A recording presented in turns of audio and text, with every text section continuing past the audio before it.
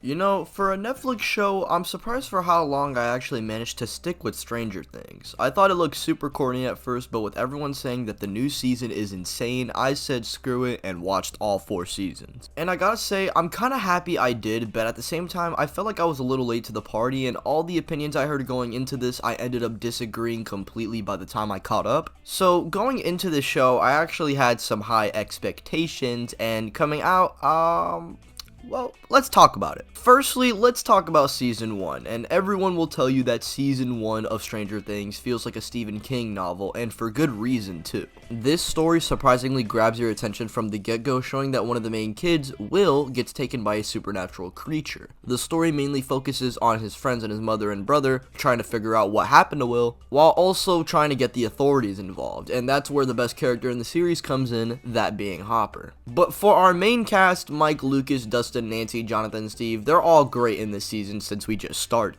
Meaning all the characters pretty much play a role unlike in later seasons, and Mike sort of feels like the MC for a point, with him mainly trying to protect Eleven, and doing so causes a lot of problems. And this would bounce off the other characters like Lucas, who even when arguing about leaving Eleven, he technically isn't wrong about her being dangerous, because she is. Dustin is mainly comedy, but we see this little scared wimp become a Giga Chad, but this is more so of a gradual thing in the series. The show as well does catch you by surprise, like having Steve be more than just a mean boyfriend and learning to actually build some courage and backbone while also trying to fix the one thing that's going right for him, that being Nancy. But like I said, Steve is helping out Nancy, who is also going through a lot with her trying to find her best friend and her ending up dead because Nancy wasn't there to save her. Usually you'd think Nancy would probably not have much involvement because she's being a corny teenager, and you'd think that Hopper would just say, "You guys are crazy," and that's basically the whole narrative of the show, and then it's mainly the kids trying to figure it out. But we see that Hopper initially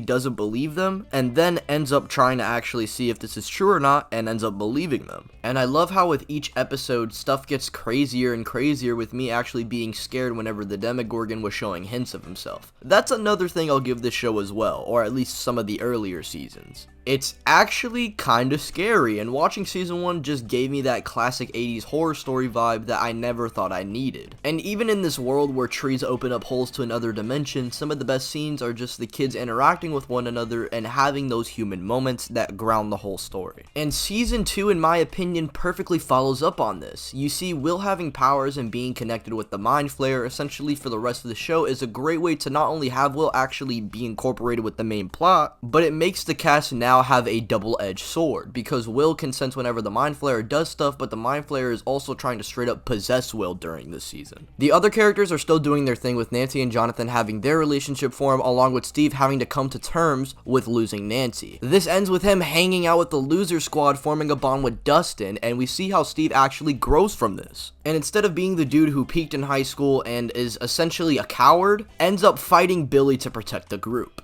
And that's another thing added in this season as well. Billy and Max get introduced, with Max trying to get in the group and her basically being caught up on the lore that she doesn't believe initially. I kind of like Max because she is sort of a way to ground these characters that are now just entering a crazy realm. And Max unironically just gets better and better with every season she's in. And as for Billy, well, he's alright, just sort of an unlikable Chad who has a lot more going in the other season. Everyone else is just as good as they were in season 1 in my opinion, with the exception of Eleven, because of that cringe-ass sister episode. Her going around and killing Bertram from Jesse was not based, and I feel like it added nothing to her character, and Eleven in general is just not really well written. Her backstory is broken down into pieces that eventually gets explained by season 4, but by that point you're just like, what's the goddamn point? And apparently the first 4 seasons were like planned from the get-go, but when you watch season 4 and then you watch the other flashbacks with Eleven, I don't really see the correlation until the plot twist is revealed. Like, there are no subtle hints to it, there's really nothing until season 4 just comes out. Regardless though, season 2 is my favorite season of Stranger Things, and it's very based.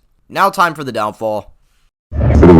Season 3 of Stranger Things is cool, I guess. By this point, a little time skip has happened as well now, so these guys are at the teenager age, meaning we have stuff like Hopper getting mad at Eleven for not keeping the door 3 inches, or Eleven and Hopper having literally the most exaggerated fight for no reason. Mike and Will have an argument because Will wants to play D&D and the other guys grew out of it, but then they try to balance this with the Mind Flayer manipulating the people against them while Russians are chasing them down. Shit starts to get a little wacky with Robin and even Lucas's little sister getting involved, which is kind of weird, and I do like Robin as she adds a great arc for Steve and shows that he hasn't found the one yet, but he's found someone who's in a similar position as him. And Lucas's sister, I feel like, is just for comedic effect, and it's funny, haha, little girl manipulation, and really it doesn't hit me. Mike this season as well is sort of non-existent, and I can't really name one significant thing he does. And like I said, Will had a conflict with the main group, but drops everything because of the Mind Flayer. Like, this argument doesn't even stick for more than half an episode. Now, we do have something interesting here with the main villain, and that is the Mind Flayer is using their own people against them, like he's able to possess other people. However, this just gets sort of negged because of 11, and 11 can tell who's a fake and who's real by like episode 3. And instead, we get the kids fighting a big CG monster and a fake out death. This is definitely a step down from the other seasons. I'd say season 1 is like an 8, season 2 is like a 9, and then season 3 is like a 7. The first 7 episodes of season 4 are so goddamn boring. Mainly most of it is high school drama with 11 dealing with lost powers and Will being upset about Mike, who is also not doing anything during this season. Jonathan, I think, had like 4 lines until the finale, and even then he doesn't really do anything.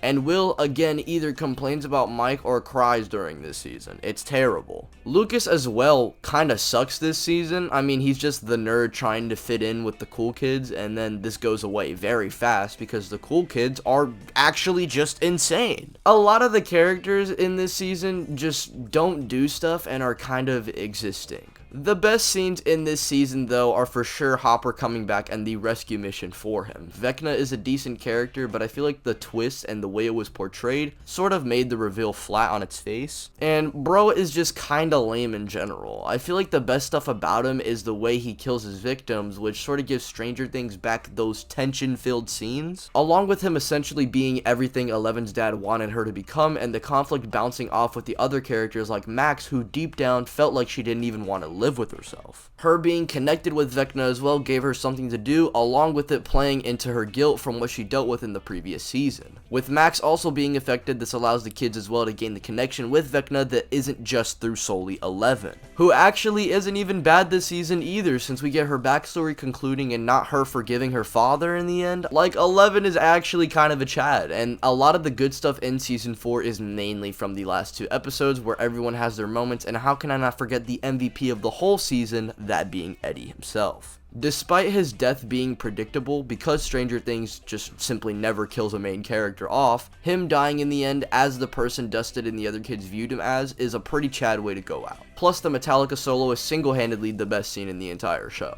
Despite season 4 having some pretty lame episodes, the last 2 episodes are the best episodes in the entire series and arguably 10 out of 10 on their own. Season 4 as a whole, though, is probably like a 6, I guess, just because of the fact that the first 7 episodes kinda pissed me off. I like season 3 a little more, but season 4 definitely has way higher highs. And all I'm saying is, if Steve Harrington had something to do in season 4, it could have been a 10 out of 10. And whenever Steve Harrington dies, you will definitely see a video of me saying why the show is terrible. Have a good day, everybody.